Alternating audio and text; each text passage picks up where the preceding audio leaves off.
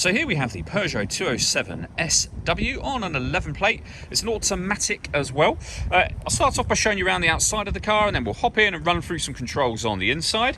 But from the outside you can see it's a 5-door car with alloy wheels. Let's start off inside the boot and then work our way around the rest of it from there. As we approach the back of the car, you can see we have reversing sensors. Plenty of boot space as well, along with that 60/40 split folding rear seat should you wish to increase this space even further. Okay, so we're just going to work our way back round to the front of the car, and then we'll hop in and run through some controls on the inside. But now that we've done a full circle of it, you can see it's in excellent condition the whole way round.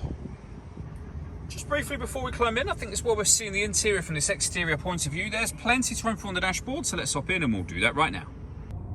Okay, now that we're inside the car, we're going to start with the dials. On the left-hand side, we have the rev counter. It'll also show you what gear this car is currently in over on the left-hand side as well. And on the right-hand side, the speedometer. In the middle at the bottom, you can see the total miles of the car, which are 34,906. We have the fuel gauge and coolant temperature gauges above that. Over in the center, we have the screen for the stereo system. You can see I've just turned the volume down. I'll show you where the controls are for that in a moment. But up on there, you'll be able to see whether you're on FM or AM radio, or what other way in which you might be listening to music.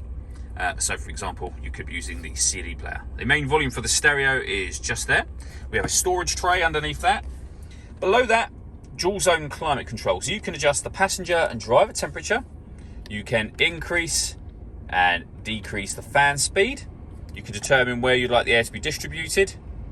When you're happy with those settings, that button turns your air conditioning off, back on again, or hit auto. In doing so, the car will now maintain the temperatures you've asked for by taking control of the direction of the air and the fan speed, which you can hear it doing. To override that, just readjust anything manually. You'll see that you've now got control back over those things. We have deadlocks to lock the car doors from the outside.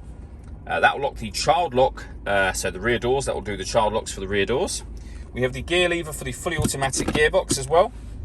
A 12-volt charging socket in here, and an auxiliary input underneath there for your music, and then the locking wheel nut key just there.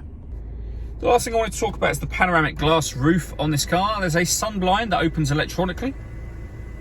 And as you can see, that lets in a huge amount of extra light to the cabin area.